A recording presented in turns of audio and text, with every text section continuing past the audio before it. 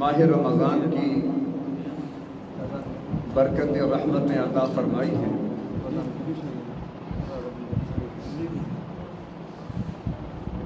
और इन बरकतों और रहमतों के अंदर अल्लाह तबारक व तआला की जो अपने बंदों से एक मखसूस मोहब्बत है, उसका बहुत बड़ा इजहार मौजूद है कि अल्लाह तबारक व तआला ये चाहते हैं कि मैं और आप जहन्नुम की आग से बच जाएं और जन्नत की नेमतों के अंदर पहुंच जाएं, क्योंकि आलम दुनिया के अंदर हमारा आना रहना बहुत आर्जी है, इंतहाई मुख्तसर है। और बिलाखिर ये रूह जिस मकाम से आई थी उसने अपने मकाम पर वापस पहुंच जाना है।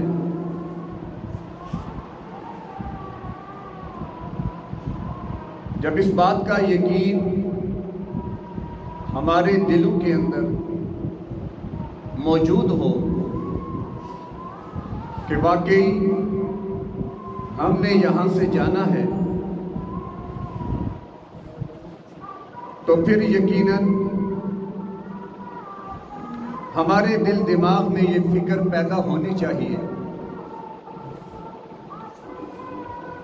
कि हम जब अल्लाह तबारक व तआला के हुजूर पहुंचे, जब इस रूह का अल्लाह तबारक व तआला के हुजूर पहुंचना हो, तो इस हाल और कैफियत में हो कि अल्लाह तबारक व तआला की ज़ात राज़ी हो। क्योंकि इंसान दुनिया में जो मर्जी कर ले, जितना मर्जी कर ले, बिलाखिर फैसला तो आखिरत में होना है।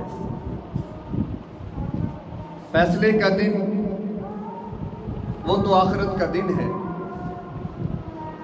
कि जिसमें अल्लाह तबारक व तआला कुल इंसानियत का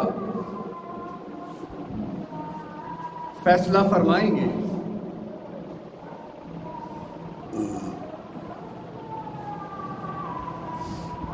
और उस फैसले के अंदर यकीनन कोई भी हिजाब और रुकावट नहीं होगी। उस फैसले में किसी किस्म की कोई सिफारिश नहीं होगी। अल्लाह तबारक व तआला के यहाँ जो फैसला होगा वो पूरे इंसाफ की बुनियाद पर होगा कि अल्लाह तबारक व तआला ने आलम दुनिया के अंदर कि जिसको अल्लाह तबारक व तआला ने दारुल अमल भी बनाया है, हर चीज़ को बिल्कुल वाज़े कर दिया है, हर चीज़ को वाज़े फरमा दिया है। और वो हतमी चीज़ जिसको मैं और आप निजात कहते हैं कि जिसकी हम अल्लाह से बार बार दुआएं भी मांगते हैं, क्योंकि दुनिया के हालात, दुनिया के मसाइब व आलाम, दुनिया की खुशियाँ, राहतें, तो जब दुनिया खुद आर्जी है तो इसमें आने वाले जितने भी हालात हैं वो सारे हालात भी आर्जी। ना तो गम हमेशा रहते हैं और ना खुशियाँ हमेशा रहें।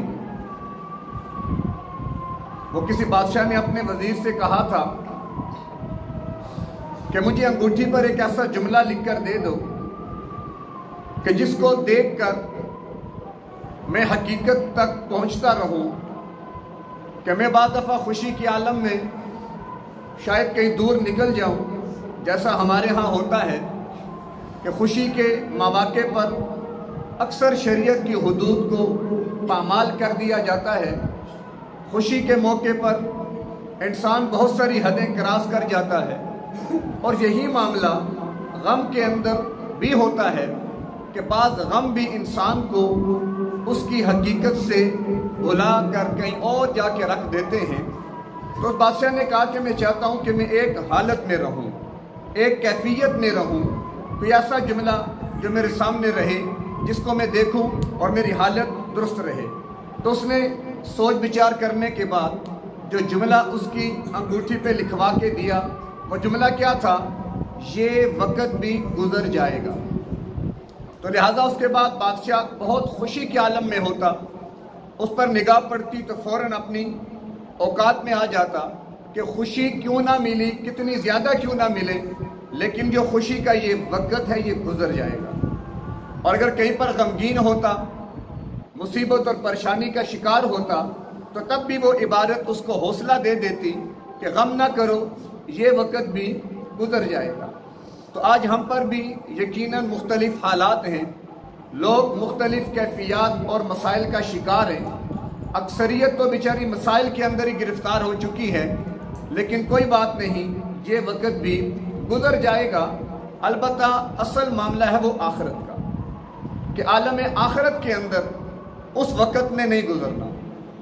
جو بھی اللہ کی طرف سے ہمارے حق میں فیصلہ ہوگا وہ فیصلہ ہمیشہ کا ہوگا، ابد الآباد کا ہوگا۔ تو لہٰذا دنیا جو کہ عارضی ہے، وقت کو گزار رہی ہے، بجائے یہ کہ اس کے ساتھ دل لگایا جائے اور اس کے ساتھ اپنی محبتیں بڑھائی جائیں اور اس کے بارے میں فکر مندی اختیار کی جائے، کیوں نہ انسان اپنی آخرت کو سامنے رکھے اور اس کے بارے میں محنت کرے، اس کے بارے میں کوشش کرے، اس میں کامیابی کے لیے تگ و دو کرے کہ جو اس کو وہاں پر زیادہ سے زیادہ بہترین اجر، زیادہ سے زیادہ بہترین مقام اور مرتبہ اور درجہ بھی اس کو عطا کر دے۔ تو اب وہ کیسے ممکن ہے؟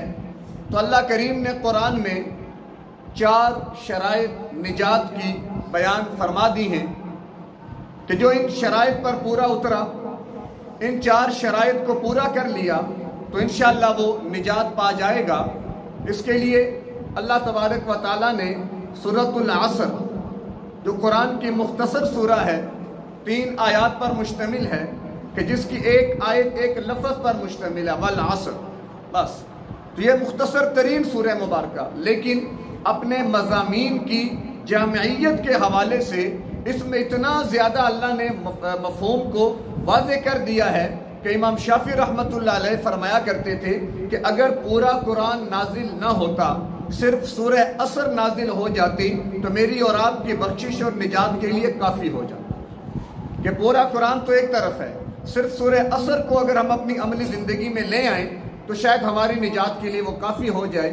اور اس سورہ عصر میں ہی اللہ نے 4 بڑے بڑے مضامین کو 3 آیات کے اندر بالکل واضح کر کے مجھے اور آپ کو راہ نجات بتا دی، شرائط نجات سمجھا دی کہ اگر تم نجات چاہتے ہو تو اس کے لیے تمہیں ان شرائط کو پورا کرنا پڑے گا۔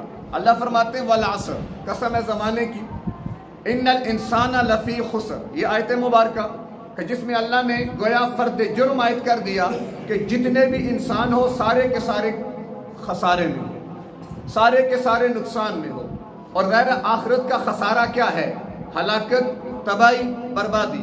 تو وہ اللہ فرما رہا ہے ان الانسان، انسان دنیا کے جس کونے میں ہے، جس خطے میں ہے، جس وقت میں ہے، جس زمانے میں ہے، انسان تو خسارے میں ہے، انسان تو نقصان میں ہے، انسان تو برباد ہو گیا، انسان تو تباہ ہو گیا۔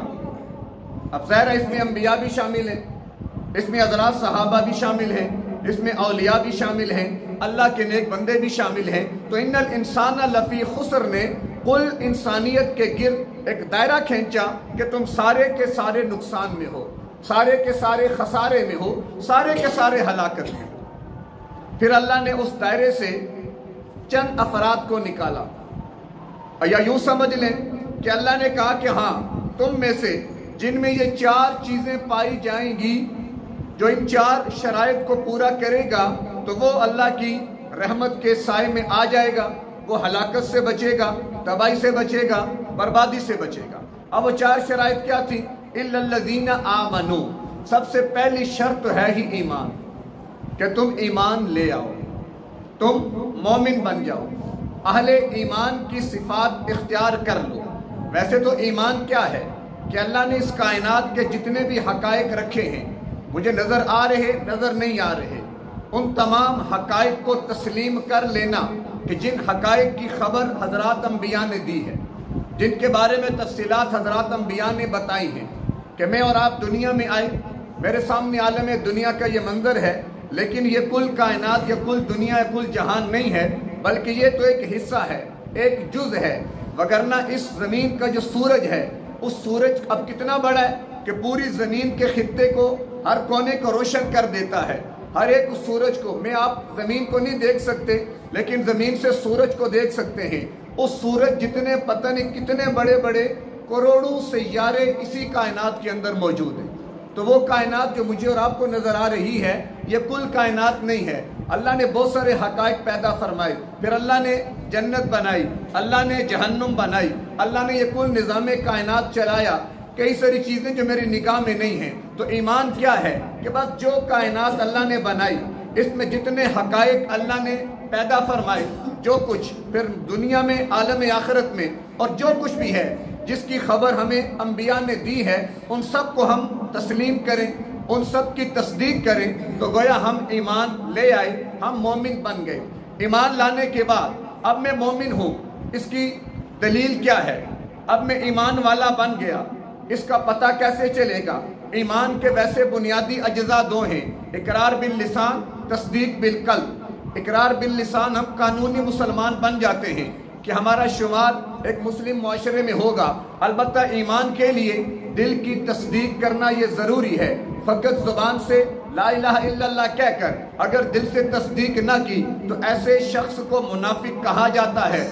طبقے تین ہیں، یا تو مومن یا پھر کافر، ایک طبقہ درمیان والا، مذبذبین بین ذالک، لا الہ ہؤلاء ولا الہ ہؤلاء، اہل ایمان جنہوں نے برملا دل سے تصدیق کر کے ایمانیات کو تسلیم کر لیا، کفر جنہوں نے برملا سامنے آ کر حقائق کا انکار کر دیا۔ ایک درمیانی طبقہ بھی تھا جو مفاد پرست تھا، کچھ مفاد مسلمانوں سے وابستہ، کچھ مفاد کفار سے وابستہ، لہٰذا جب وَإِذَا خَلَوْا إِلَىٰ شَيَاطِينِهِمْ قَالُوا إِنَّا مَعَكُمْ، اہل ایمان کے پاس آتے تو ہم بھی مومن ہیں، ہم مسلمان ہیں، ہم تمہارے ہیں، کفار کے پاس جاتے اصل میں ہم تو تمہارے ہیں۔ یہ درمیانہ طبقہ، نہ ادھر کا نہ ادھر کا، جن کو منافق کہتے ہیں۔ اور یہ نفاق اتنا خطرناک مرض ہے کہ اللہ نے قرآن میں فرمایا ان المنافقین فی الدرک الاسفل من النار، کہ جہنم کے سب سے نچلے طبقے میں، کہ جہاں سے جہنم کو بھڑکایا جائے گا، منافقین کو ڈالا جائے گا۔ اتنی خطرناک بیماری۔ اب اس نفاق کی بھی کچھ علامات ہیں۔ آج اعتقادی نفاق تو نہیں ہو سکتا، البتہ عملی نفاق آج بھی موجود ہے۔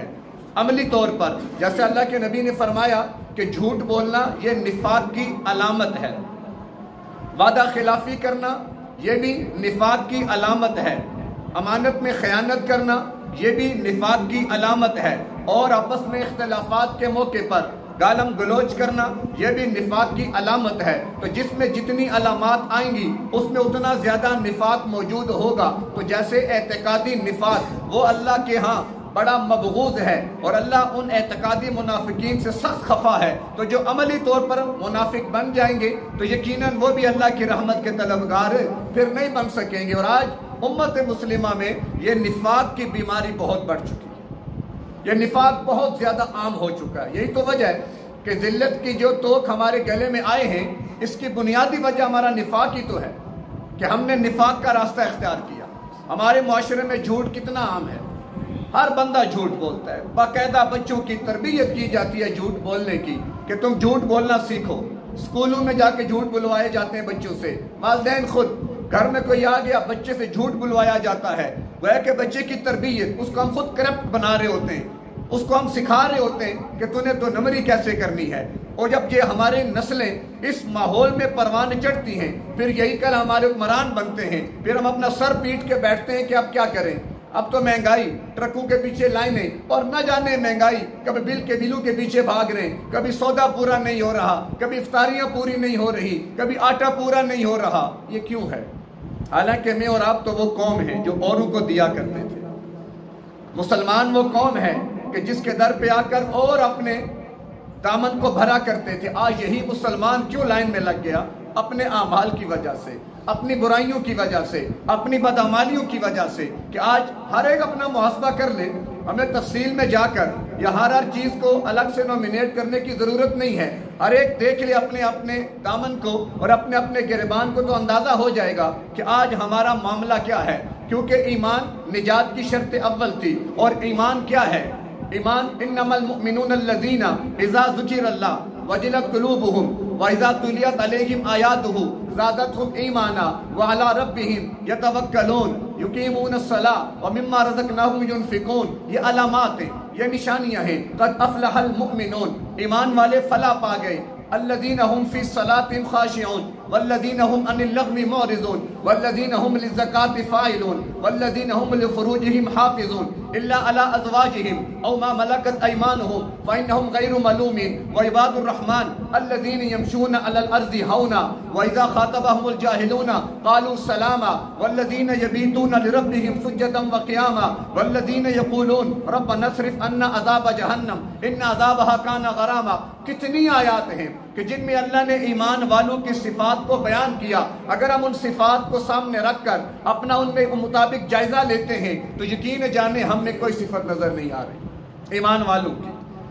اللہ کہتے ہیں اولئک هم المؤمنون حقا، یہ ہیں سچے مومن مسلمان کہ جن کی یہ صفات ہیں. کیا صفات ہیں؟ اللہ کا جب نام آتا ہے ان کے دل دہل جاتے ہیں، قرآن کی آیات پڑھی جاتی ہیں، ایمان بڑھ جاتا ہے. وہ اپنی شرمگاہوں کے محافظ ہیں، عزت و ناموس کی پاک دامنی کی حفاظت کرتے ہیں. وہ نمازوں کے خشوع و خضوع کے ساتھ پابندی سے پڑھتے ہیں. وہ زکوٰۃ ادا کرتے ہیں. وہ لغویات سے، برائیوں سے، گناہوں سے اپنے آپ کو بچاتے ہیں. وہ کسی کا حق نہیں مارتے، وہ جھوٹ نہیں بولتے. اللہ کے نبی تو کیا فرماتے ہیں؟ یہ نہیں ہو سکتا ایک مومن جب زنا کر رہا ہے تو وہ اس وقت مومن بھی ہو، چور چوری کرتے وقت مومن بھی ہو، اسی طرح کوئی گناہ کوئی برائی کرتے وقت ہم مومن بھی ہوں. نہیں ہو سکتا.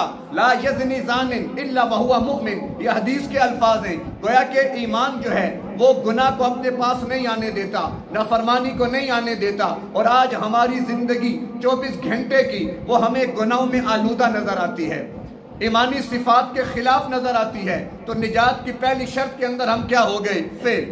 اگلے مرحلے تو بعد میں تھے اور اگلے مرحلوں کی بنیاد بھی ایمان کے اوپر ہی تھی. کیوں؟ الا الذین آمنوا، پہلی شرط. میں بات کیونکہ وقت مختصر ہے بات کو میں مکمل کر دیتا ہوں. الا الذین آمنوا، ایمان شرط اول ہے. وعملوا الصالحات، جب ایمان آئے گا تو عمل صالح ہوں گے. گویا ایمان کے لیے عمل صالح شرط اور عمل صالح ہوگا جب ایمان. تو ایمان اور عمل صالح یہ لازم و ملزوم ہیں. یہی تو وجہ ہے جب بھی میں نے حدیثیں پڑھی ہیں کہ لا ایمان لمن لا امانت لہ، لا دین لمن لا عہد لہ. جو وعدہ پورا نہیں کرتا مومن نہیں ہے. لا صلاۃ لمن لا امانت، لا ایمان لمن لا امانت. جو امانت دار نہیں ہے وہ بھی مومن نہیں ہے. گویا خیانت کرنے والا مومن نہیں ہے. زنا کرنے والا مومن. کیوں کہ زنا کرنا، چوری کرنا، خیانت کرنا، برائیاں کرنا، گناہ کرنا، یہ سارے عمل بد ہیں. اور ایمان کے ساتھ عمل صالح کا تعلق ہے، عمل بد کا نہیں ہے. ایمان کا جوڑا عمل صالح ہے، یہ جوڑا ہے. آمنو وعملوا الصالحات. پورا قرآن اٹھا کے دیکھیں، جہاں بھی دیکھیں گے ایمان عمل صالح، ایمان عمل صالح. تو گویا جو عمل صالح کر رہا ہے وہ یقین رکھے کہ ایمان قائم ہے، تبھی تو جوڑا چل رہا ہے. اور جس کی زندگی میں گناہ ہیں، نافرمانیاں ہیں، معصیتیں ہیں، اللہ کی بغاوت ہے، تو وہ جان لے کہ اس کا جوڑا مکمل نہیں ہے. کیوں کہ جب گناہ ہو رہے ہیں تو مطلب کہ ایمان بھی نہیں ہے، تو مطلب نہ ایمان ملا نہ عمل صالح. کتنا بڑا نقصان ہو گیا. تو ایمان شرط اول. اب اس کی تفصیل اکثر بیان ہوتی رہی ہے، بہت ساری تفصیلات میں اس کی بیان کر چکا ہوں. ایمان کے لوازمات، ایمان کے ثمرات، ایمان کی حقیقت، ایمان کی حکمت، ایمان کا فلسفہ، ایمان کے تقاضے، یہ ساری چیزیں بیان ہو چکی ہیں. تفصیل میں بار بار جانا چاہیے تاکہ یہ دھیانی ہوتی رہے کہ یہ دنیا ہمیں بھلا دیتی ہے کہ ہم ہیں کون. یہ دنیا ہمیں گم کر دیتی ہے اپنی حقیقت سے کہ ہم اصل میں ہیں کون، لیکن کس طرف چل پڑے. تو بارکہ یہ دہانیاں بھی چلتی رہتی ہیں. تو شرط اول ایمان، شرط ثانی عمل صالح. ان دو کا تعلق انسان کے انفرادی زندگی سے ہے. ایمان میرا تعلق، میرا معاملہ، عمل صالح میں نے کرنا ہے.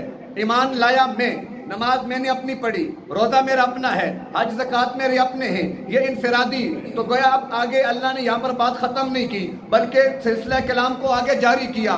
وَتَوَاصَوْا بِالْحَقِّ کیا مانا کہ میں اور آپ فقط انفرادی اعمال کے ذمہ دار نہیں ہیں۔ جب میرا ایمان بن گیا، میں عمل صالح پہ آ گیا، اب اس کے بعد تیسرا نجات کا راستہ مجھے اختیار کرنا پڑے گا، وہ کیا؟ اوروں کی فکر کرنا، اوروں تک اس دعوت کو پہنچانا۔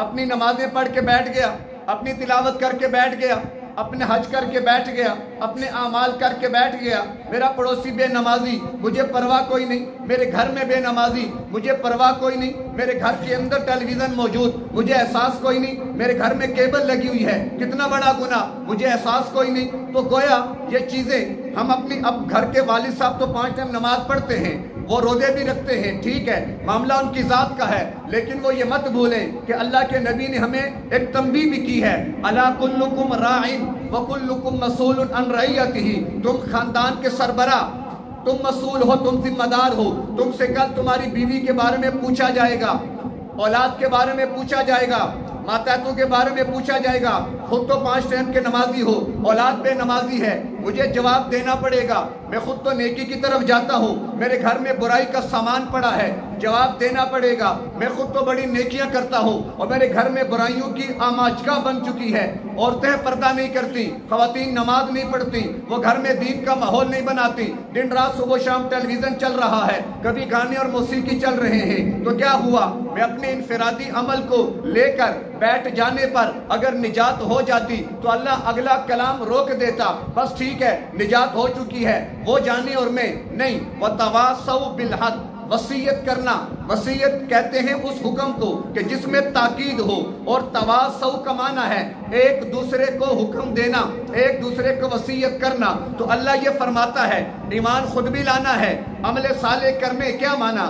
فرد اپنی اصلاح کا ذمہ دار ہے کہ وہ اپنی اصلاح کرے، جب ہو جائے اس فرد نے رہنا تو معاشرے میں ہے نا، رہنا تو اجتماعیت کے ساتھ ہے، کیا وہ کسی جنگل میں جا کر اپنا گزارا کر سکتا ہے؟ شریعت تو منع کرتی ہے، لا رہبانیت فی الاسلام، اسلام میں جنگل پناہ تو ہے کوئی نہیں، تو لہٰذا میرا ایمان کب تک بچے گا، میری نمازیں کب تک چلتی رہیں گی؟ گویا مجھے ایک ماحول بھی چاہیے کہ میں اپنی اس ایمانی زندگی کو اس ماحول کے اندر لے جا کر آسان طریقے سے چلا سکوں، وہ ماحول میری ایمانی زندگی کو خراب نہ کر دے۔ اب وہ ماحول کس نے بنانا ہے؟ انبیاء آئے، اپنا کام مکمل کر گئے، فرشتے تو آ نہیں سکتے، اب یہ میری اور آپ کی ذمہ داری ہے کہ جس ماحول میں رہنا ہے، جس معاشرے میں رہنا ہے، جن افراد سے آپ کا واسطہ پڑنا ہے، ان کو بھی آپ اس رخ پر لائیں کہ وہ بھی ایمان کی سطح پہ آ جائیں، عمل صالح کی بنیاد پہ قائم ہو جائیں، تب آپ کا کام ہو جائے گا آسانی سے۔ نمازی اور بے نمازی کیسے جمع ہوں گے؟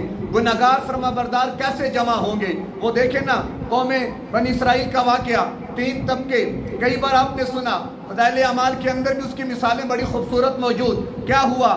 3 گروہ، ایک بدعمالی پر حکم اللہ کا تھا، کیا کہ بھائی تم مچھلیاں مت پکڑو ہفتے کے دن۔ قوم کے اندر 3 طبقے بن گئے، ایک طبقہ وہ تھا جنہوں نے ہیلا کیا، جنہوں نے کوشش کی، جنہوں نے، اب جیسے ہمارے یہاں ہوتا ہے نا کہ ہم کوئی نہ کوئی راستہ نکالنا چاہتے ہیں، ہم سے جو کہ لوگ رابطے کرتے ہیں، کوئی راستہ نکال دے مفتی صاحب، کوئی راستہ پہ ہم کہاں سے نکالیں؟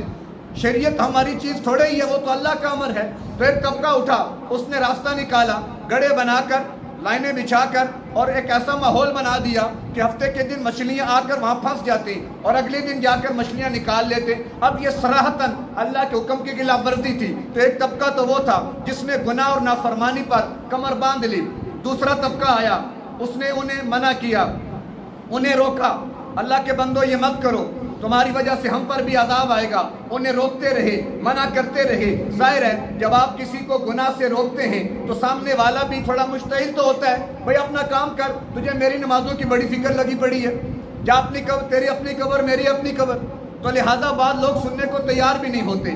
تو دوسرے طبقے نے، دوسرے گروہ نے بڑا سمجھایا، لگے رہے، نہ کرو نہ کرو، اختلاف ہو جاتا، مسائل بن جاتے۔ تیسرا گروہ سامنے آیا، جو روکنے والے تھے ان سے کہا کہ یار چھوڑو، اپنا کام کرو، اپنی نمازیں پڑھو، اپنے روزے رکھو، گناہ کر رہے ہیں، نافرمانیاں کر رہے ہیں، یہ جانے اللہ جانے خود بھگت لیں گے، تمہیں کیا ضرورت ہے، ہم بھی تو ہیں، نہ ادھر ہیں نہ ادھر ہیں، ہم سائڈ پہ ہیں۔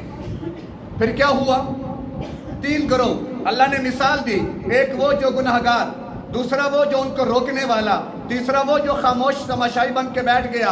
बाद में जब अल्लाह के अजाब का कोड़ा बरसा तो न पहला गिरोह बचा न तीसरा गिरोह बचा। जैसे अजाब पहले गिरोह पर आया वैसा अजाब तीसरे गिरोह पर जो गैर जानिबदार न्यूट्रल होना चाहता था उस पर भी आ गया।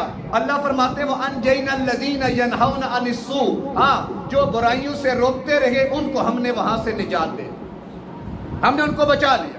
तो गया मुझे और आपको निजात ही चाहिए ना। और कुरान बताता है अनजैनल लज़ीना यनहौना अनिस्सू, यानी वो लोग जो नहीं अनिल मुनकर का फरीदा सरअंजाम दे रहे हैं वो निजात पा जाएंगे। हाँ जो बिल्कुल खामोश है, हमारी अक्सरियत का हाल क्या है, या तो अपने ज़ाती इनफरादी अमाल या फिर खामोश जिंदगी, बस अपनी दुकान, अपना मकान, अपनी तिजारत, अपने बच्चे, अल्लाह ला खैर सल्ला, पड़ोसी बेनमाजी, मोहल्ले में गुनाह, हर तरफ नाफरमानियाँ, हमें कोई परवाह नहीं। तो वत्तकू फितनतन ला तुसीबन्नल्लज़ीना ज़लमू मिनकुम खासा, कुरान ने एक और उसूल दे दिया, जब अल्लाह के अजाब के कोड़े बरसते हैं तो महज गुनाहगारों पर नहीं आते बल्कि उसके साथ और भी बहुत सारे तबकात उसकी जद में आते हैं। और सबसे ज्यादा जद में आने वाला तबका कौन सा होता है? जो खामोश तमाशाई होता है, जो खामोशी से उनका नज़ारा देखता है। अल्लाह ताला कहते हैं तुम भी साथ आ जाओ। अलबत्ता जो रोकने वाले हैं, मना करने वाले, तो उनको अल्लाह निजात देता है। तो वतवासौ बिल हक, निजात का तीसरा रास्ता क्या हुआ कि हम अल्लाह तबारक व तआला के इस दीन और शरीयत और अहकामात को औरों तक पहुँचाएँ। और चौथा रास्ता वतवासौ बिस्सब्र, कि जब तुम किसी को रोकोगे ना तो मसाइल भी हो सकते हैं। ये रोकना इनफरादी सतह पे भी होता है कि दुकानदार गड़बड़ कर रहा है उसको मना करो, शायद वो आपको बेइज्जत करके निकाल दे कि जा अपना काम कर। और ये रोकना इज्तिमाई सतह पर भी होता है कि जब आप किसी ऐसे मामले में औरों को रोकेंगे कि जिससे बहुत सारे लोगों के मफाद वाबस्ता हैं तो फिर वो अपने मफादात के तहफ़्फ़ुज़ के लिए आपके खिलाफ महाज कायम करते हैं, फिर आपके लिए मुश्किलात परेशानियाँ। तो सब्र का दामन भी थामना है। तो गोया ये चार शराइत लवाज़मात निजात कि जो अल्लाह ने कुरान में बता दिए, मैं और आप इख्तियार करेंगे तो निजात पा जाएंगे, इख्तियार नहीं करेंगे तो अल्लाह का फैसला क्या आता है वो अल्लाह ही जानता है। नंबर 1 ईमान, नंबर 2 अमल साले, नंबर 3 एक दूसरे को हक बात की दावत देना, यानी इसको आप समझ लें अमर बिल मारूफ करना, नहीं अनिल मुनकर करना, दावत इल्लाह, शहादत अलन्नास, जिहाद फी सबीलिल्लाह, ये सारी चीज़ें वतवासौ बिल हक के अंदर आती हैं कि एक दूसरे को तैयार करो इन तमाम चीज़ों के लिए। और जब इन चीज़ों के लिए निकलोगे तो रुकावटें, परेशानियाँ, मुश्किलात भी बनेगी। तो सब्र का दामन थाम लेना, इंशाअल्लाह दुनिया में मुश्किलात आ भी गई, परेशानियाँ आ भी गई और आती हैं, ये अल्लाह का कानून है। अहसिबन्नास अन युतरकू अन यक़ूलू आमन्ना वहुम ला युफ्तनून, लोगों ने क्या गुमान कर लिया कि हम ईमान ले आए और क्या उनकी आजमाइश नहीं होगी? तो जहाँ ईमान होगा आजमाइश होगी। अगर अब तक आजमाइश नहीं आई तो गया भी हम ईमान के उस दर्जे पर भी नहीं पहुँच सके। जब नहीं पहुँच सके तो कितना फिक्र वाला मामला है, परेशानी वाला मामला है कि हम तो ईमान के पता नहीं किस दर्जे पे चल रहे हैं और वो कल क़यामत में कब्र में पता नहीं फिर क्या होगा। आगे तो मामले अकेले तय करने हैं। तो लिहाजा ये माह रमज़ान इसी फिक्र को उजागर करना चाहता है, अल्लाह के साथ ताल्लुक़ को मजबूत बनाना चाहता है। जब अल्लाह करीम की ज़ात आपका मकसद बन गई तो फिर ये सारे मरहले बड़ी बआसानी तय हो जाते हैं। और अल्लाह ही की ज़ात मकसद न बन सकी, अल्लाह ही की ज़ात हमारा मुंतहा न बन सकी तो फिर हमने क्या किया? फिर पीछे दुनिया बचेगी। जो दुनिया जब खुद फ़ानी है तो हमें भी वो फ़ना की तरफ ले जाएगी। वयब्का वजहु रब्बिका ज़ुल जलाली वल इकराम, बका अगर है तो अल्लाह की ज़ात को है। तो अल्लाह हमें इस माह रमज़ान के जो दिन बाकी रह गए, अक्सर गुजर गया, चंद दिन बाकी हैं, यकीनन हमसे कमियां कोताहियां हुई हैं, अल्लाह से माफ़ी मांगे और ख़ुद को अल्लाह से उस नहज पर तैयार करवाएं जो अल्लाह चाहता है। वो रजुल मोमिन जिसकी सिफ़ात अल्लाह ने कुरान में बयान फरमाई, अल्लाह हमें वैसा बना दे। वो सिफ़ात जो अल्लाह ने कुरान में जा बजा जिक्र की, अल्लाह में उन सिफ़ात का हामिल बना दे। फिर जितने भी शराइत निजात की अल्लाह ने कुरान में बयान फरमाई उन सब पर अल्लाह हमें पूरा उतरने वाला बना दे। क्यों कि जाना बिलाखिर वही है, असल ठिकाना तो आगे है। तो अल्लाह हमें इन बातों को समझ कर अमल की तौफीक अता फरमाई। वाखिर दावाना अनिल हम्दुलिल्लाहि रब्बिल आलमीन।